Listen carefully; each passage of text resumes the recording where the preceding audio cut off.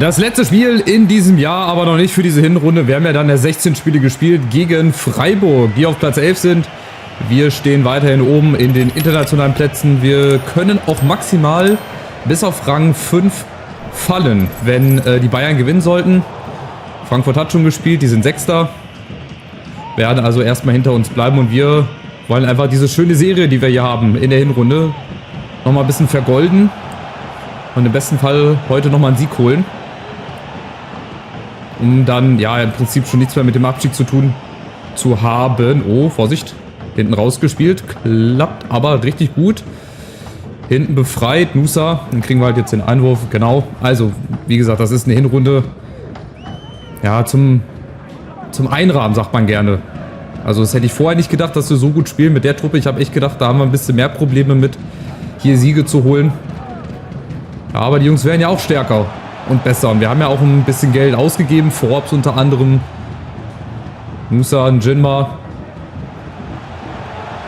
Das sind ja auch alles keine guten Spieler, sage ich mal. Dazu im Mittelfeld mit Busio, mit Olaru. Haben wir auch nochmal ein bisschen Geld hingelegt. Serda als Rückkehrer. Also es ist schon eine gestandene Truppe, ein gefestigtes Team. Und jetzt ist halt das Entscheidende, das auch in der Rückrunde dann hinzukriegen. Dass wir nicht doch noch irgendwie unten reinrutschen, weil das ist so die einzige Sorge, die ich habe, dass wir wirklich halt einbrechen in der Rückrunde. Warum auch immer, ja. Lass mal, wie gesagt, ein paar Verletzungen dazwischen kommen. Lass uns mal richtig schlecht spielen. Damit musst du halt auch immer mal rechnen. Jetzt kommen aber die Freiburger. Aufgepasst. Und Urbich ist wieder da. Der in den letzten Spielen uns das ein oder andere Mal wirklich den Arsch gerettet hat, auf Deutsch gesagt. Ja, auch gegen den VfB. Die haben uns besonders in der zweiten Halbzeit sehr, sehr nach hinten gedrückt, reingedrückt in die Defensive. Aber das haben wir dann halt auch mit ein bisschen Glück gut hinbekommen. 0-0 da geholt. Und jetzt will ich halt hier heute nochmal einen Sieg holen. Also, oder zumindest auch nicht verlieren, weil Freiburg ist halt auch keine Thekentruppe, die da einfach mal im Vorbeigehen hier 4-5-0 schlägst. Aber bei Freiburg weißt du halt nie. Bradley dazwischen, sehr, sehr gut. Gibt es erstmal einen Eckball.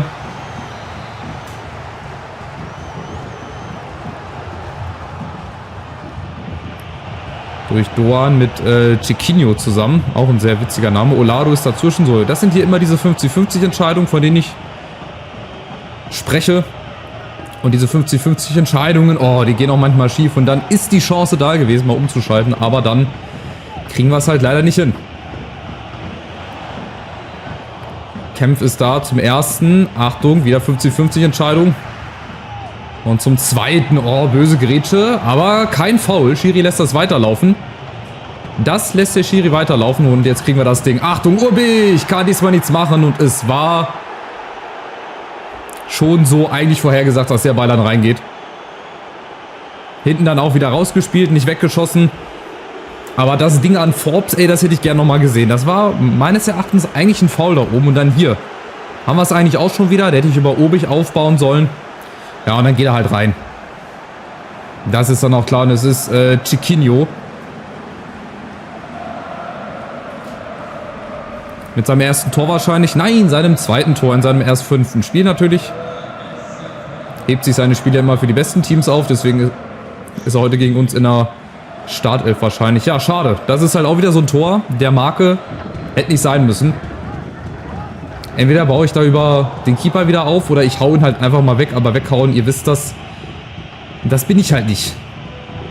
Ja, ich wollte eigentlich noch hinzufügen, dass Busio, der hat sich ja im letzten Spiel ein bisschen beschwert, dass er ausgewechselt wurde und dass wir mit ihm auf dem Platz tatsächlich noch die 3 Punkte geholt hätten. Ja, wer es glaubt, wird selig. Also der soll mal einen Ball flach halten, ganz schön und ganz schnell.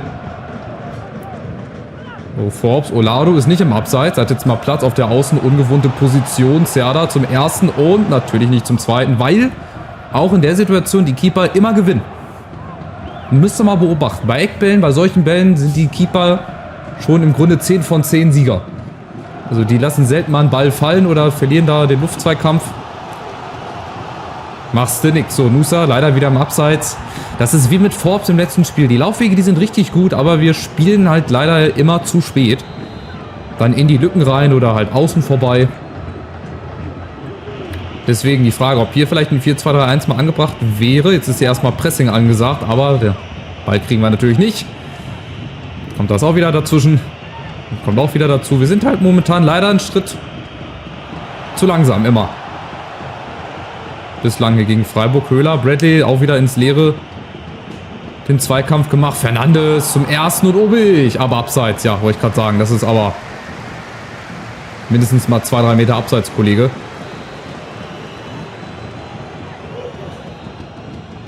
Und wir schaffen es bislang halt noch nicht, vorne uns irgendwie mal eine Chance rauszuspielen. Jetzt vielleicht über Njinma, Nusa, jetzt kommt er richtig. Günther, Njinma, wieder Nusa, wieder abseits wahrscheinlich, ja. Also das ist halt schwer. Und du siehst halt, wenn so eine Mannschaft wie Freiburg, die auch von der Qualität her ein bisschen stärker ist, vielleicht mal dagegen hält und wirklich auf höchstem Niveau spielt, da haben wir halt Schwierigkeiten. Das ist eine Riesenlücke eigentlich, ne, im Mittelfeld da gerade gewesen. Aber der Ball gewinnt nochmal. Jetzt die Chance. Nusa ist mal alleine, geht auch alleine aus Spitzenwinkel. Das muss der Ausgleich sein. Ein bisschen aus dem Nichts, aber das ist egal. Da fragt doch keiner mehr nach, Junge. 1-1. Und so war halt auch eigentlich die Idee. Ballgewinn im Mittelfeld, hat sie die Freiburger nämlich auch ein bisschen zu sehr aufgerückt. Und dann müssen wir halt auch solche Dinger machen. Wie gesagt, so Tore, die passieren in 6 von 10 Fällen. Das sind die meisten, ja, Situationen, aus denen die Tore fallen, wenn du halt quer aufs Tor zuläufst oder halt frontal, ne, auf den Keeper zu. Weil die Schüsse aus dem Hintergrund werden ja immer geblockt. Das heißt, du hast selten, beziehungsweise die Quote von den Toren von außerhalb des 16ers ist eigentlich gering. Die liegt wahrscheinlich bei, keine Ahnung, 20-30%, wenn es hochkommt. Daher sehen vielleicht alle Tore so ein bisschen gleich aus, aber, oder was heißt alle Tore? Nicht ganz alle Tore. Also ihr seht, es ist schmeichelhaft, klar, weniger Ballbesitz, weniger Schüsse.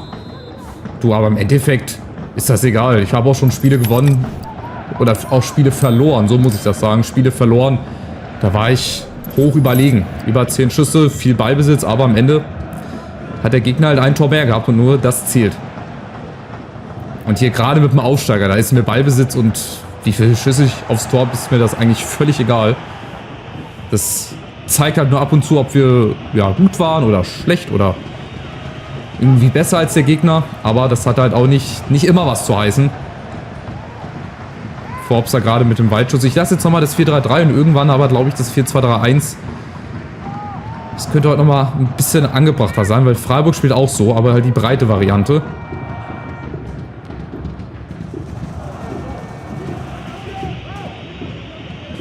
So, der Ballgewinn, Olado. Das sind halt unsere Situationen hier. Das ist halt Forbes oder beziehungsweise jeder gegen 2-3 Mann immer alleine. Rücken zwar raus dann die Freiburger, geben hier Pressing. Dann müssen wir halt dann irgendwo eine Lücke finden. Auch vielleicht mal das Spiel beruhigen. Auch mal hier so einen kleinen Doppelpass einstreuen. Schade, das klappt leider nicht. Aber eventuell könnte es ja so funktionieren.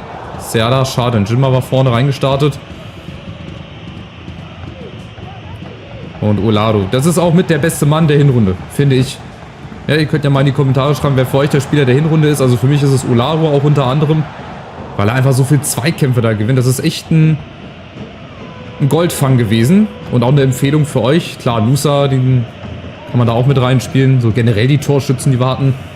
Aber ich finde, wenn ich einen herausheben müsste, ist es wirklich Olado. Der reißt am Mittelfeld immer alles ab. Der hat die Fäden in der Hand. Aber jetzt kommen die Freiburger wieder aufgepasst. Kempf, oh, Busio kommt nicht hinterher, aber Urbich. Der sich halt auch verbessert hat. Der jetzt auch nicht mehr so viele Dinger reinlässt. Oder so viele einfache Dinger. Klar, weil die KI auch nicht mit 300 km/h immer schießt. Das darf man halt auch nicht vergessen. Brabeck kommt nicht ran und Urbich muss da nochmal hin. So, jetzt 4-2-3-1. Die offensive Variante. Oh, Nusa köpft Njinma da an den Hinterkopf. Deswegen ist der immer noch nicht geklärt. Achtung. Das ist die Lücke. Das ist die Lücke. Die hätte nicht aufgehen müssen. Und Kempf. Ein härterer Zweikampf. Riskant vielleicht auch. Aber es hat funktioniert. So, jetzt die Chance. Forbes gegen Eggestein. Da kommt Eggestein nicht hinterher. Schlotterbeck darf da auch nicht hinterher kommen. Njinma. Aber mit dem Rücken zum Tor. Habe ich leider den Abschuss verpasst. Schade, schade, schade. Aber die Chance lebt noch. Komm, Bradley. Hinten zweiter Pfosten. Oh, Njinma wäre auch, glaube ich, im Abseits gewesen. Jetzt könnte es nochmal ein bisschen hektischer werden, ein bisschen wilder. Könnte. Ich hoffe nicht. Ich hoffe, wenn überhaupt, dass wir hier noch irgendwie ein Tor machen oder halt auch das Remis hier halten. Das wäre auch okay. Mein Unentschieden gegen Freiburg würde ich auch unterschreiben. Würden eigentlich auch eher gerne höher stehen wollen. Ich glaube, die sind 11. hatte ich ja gesagt. Das ist natürlich auch nicht deren Anspruch. Hat sich auch ein bisschen geändert. So, jetzt gibt es Freistoß aus einer sehr ungünstigen Position. Jetzt kann ich nochmal ein paar frische Leute reinbringen. Ja, wenn ich jetzt Busio wieder rausnehme. Ich lasse Busio jetzt mal drin. Ich bringe hier mal Hato rein. Ich lasse Busio mal drin. Dann schaue ich mal, was er dazu sagen hat. Jinma kann nur Stürmer. Aber der muss jetzt auch mal rechtes Mittelfeld, weil Lasme vorn eventuell der Matchwinner sein wird. Da oben steht übrigens immer noch 1-0 für Freiburg. Habt ihr gerade gesehen?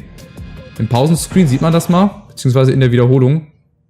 Okay, jetzt steht es 0-0. Oder habe ich mich da gerade verguckt? Lass mich noch mal kurz oben schauen. Ah ne, jetzt steht es 1-1. Dann war das 1-0 noch aus der Sequenz, aus der Zeit, wo wir hinten lagen. Ist ja auch egal. Kommt erstmal Freiburg. Über Chiquinho, der wird das machen. Chiquinho! Ja, nicht umsonst hat er einen brasilianischen Namen wahrscheinlich. Ein völlig unnötiger Freistoß, aber dann natürlich auch klasse geschossen, ey. Und keine Chance für Obig.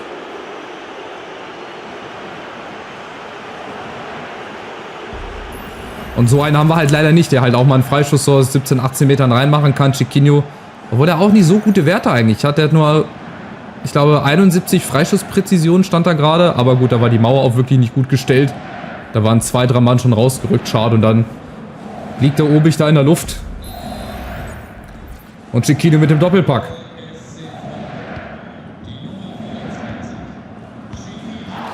Gut, ich glaube, das wird dann noch sehr, sehr schwer, hier irgendwas zu holen. Weil, wie gesagt, die Freiburger, die wirken sehr, sehr aggressiv. Die pressen wirklich seit gefühlt 74 Minuten hier durch. Aber vielleicht kommen ja nochmal so 1, 2 Sequenzen. Aber ihr seht, wir haben nicht mal die Chance, da diesen langen Ball zu spielen. Weil die immer dazwischen sind. Die sind immer überall einen Schritt schneller. Und wenn wir mal in den Zweikampf rein wollen, ihr seht, dann stolpern wir über unsere eigenen Füße in Form von Uedraogo. Da machst du nix.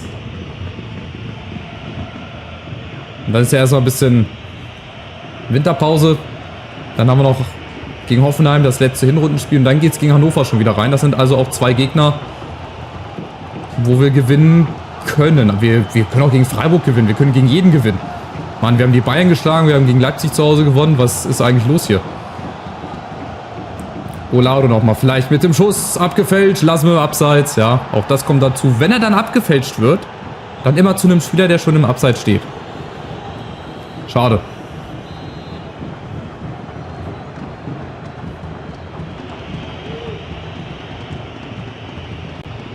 Ich glaube, die Freiburger, die spielen das jetzt so, würde ich jetzt sagen, spontan souverän zu Ende. Die lassen uns jetzt hier noch ein bisschen hin und her laufen. Vielleicht gibt es noch mal einen Sprint, der angezogen wird, aber Baku ist da. Guck, und sofort wieder dieses Gegenpressing. Und dann schaffen wir es nicht, diese Bälle von hinten rauszuspielen. Das ist halt in dem Spiel sehr, sehr ärgerlich. Weil wir daraus bestimmt 2, 3 Chancen mehr hätten, ja, uns rausspielen können. Aber es ist ja noch nicht vorbei. Und wir haben noch Lasme, der auch gerne in letzter Sekunde treffen kann. Und wir haben Forbes. Oh, dann braucht man natürlich auch Spieler, die so einen Ball spielen können. Dazu gehört halt Lasme leider nicht. Ja gut, da wird es nochmal eine Niederlage geben. Nach jetzt fast 2 Monaten ohne Niederlage ist das aber auch völlig normal. Und auch völlig okay, das 3-1, ich glaube wieder durch Chiquinho. Den Typen gucke ich mir mal an nach dem Spiel. Das ist ja Wahnsinn, wenn der gegen uns 3 Tore macht. Dann wird der für uns erstens nicht zu bezahlen sein und zweitens auch, ja, völlig utopisch. Aber gut, am Ende, wie gesagt, haben wir es auch nicht verdient. Wir waren nicht so gut im Spiel drin. Es war eines unserer schlechteren Spiele. Vor allem, dass der im 5er da nochmal eine Flanke machen kann. Das geht natürlich nicht. Das ist natürlich dann schlecht verteidigt. Es sieht wie Chiquinho aus, ist aber nicht Chiquinho. Anderson ist es gewesen. Tja, okay. Also, es gibt nochmal eine Niederlage zum Jahresabschluss, aber ist überhaupt nicht schlimm, wie gesagt. Ja, es ist erstmal sein erstes Tor in seinem erst 4. Spiel. Also auch wieder ein Spieler, der nur gegen uns spielt wahrscheinlich. Und dann bleiben wir auch oben. Unsere Siegesserie, unsere ungeschlagene Serie ist jetzt erstmal gerissen. Aber dann starten wir halt wieder eine neue. Jetzt haben wir erstmal ein bisschen Länderspielpause. Ach, Länderspielpause. Winterpause. Mein Gott. Und dann gucke ich mir bei diesen Chiquinho an. Der hat trotzdem 2 Tore, der hat den Freischuss gut reingemacht. Den schaue ich mir mal an. Und dann haben wir nur Auswärtssiege hier und immer nur 2-1. Die haben sich abgesprochen. Ich rieche Schiebungen so ein bisschen. So, also wie hieß der Kollege? Chiquinho. Aber wir können gleich nochmal auf die Jahresendtabelle oder zur Hinrunde. Ist ja nicht die ganze Hinrunde vorbei, aber nach 16 Spielen mal raufgucken. Aber zuerst gucke ich nach diesem Chiquinho. Das lässt mir gar keine Ruhe. Transfers, Spieler suchen. Einfach mal gucken, was der für eine Stärke hat. Ich muss mir da nicht unbedingt holen. Chiquinho. Oh ja, toll. Welcher von beiden? Machen wir den hier. Ja, schade, war doch der andere. Der 29-Jährige.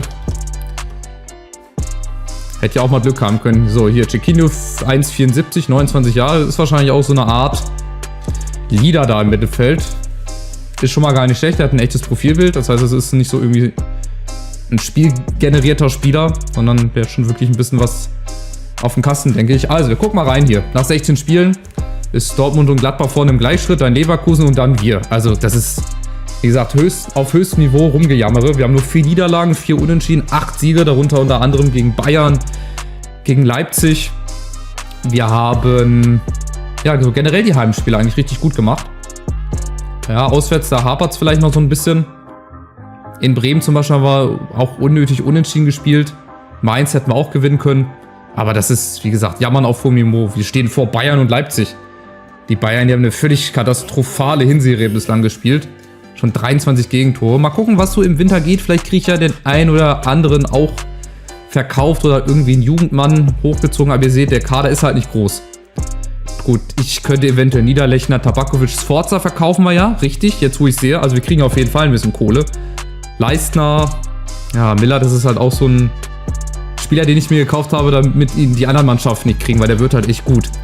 Aber er muss halt spielen. Das ist das große Problem. Naja, ich werde nochmal gucken, was den Kader betrifft. Ob wir da nochmal ein bisschen was machen können. Und dann sehen wir uns wieder zum 17. Spieltag gegen Hoffenheim. Und bis dahin hoffe ich, dass ihr dieses Video mit einem Daumen nach oben bewertet habt und auch kostenlos abonniert habt. Wenn ihr das noch nicht gemacht habt, schaltet die Glocke ein, damit ihr immer benachrichtigt werdet. Und gerne meinen Kanal und meine Videos mit euren Freunden teilen. Das würde mir auf jeden Fall sehr, sehr helfen und würde mich freuen. Bis dahin sage ich Tschüss, bleibt gesund und bis zum nächsten Mal. Ciao, ciao.